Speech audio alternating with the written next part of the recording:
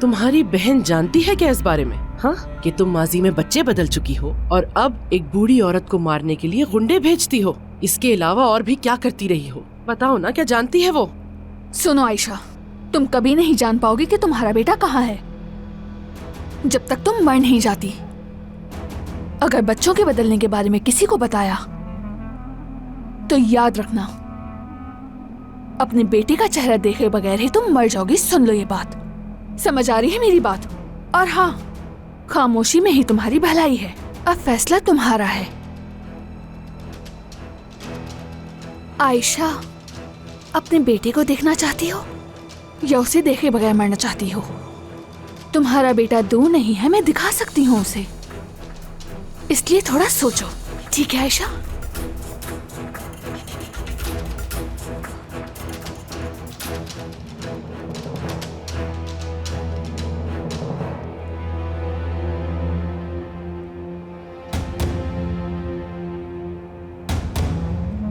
यानी अब मैं अपना बेटा देख सकूंगी?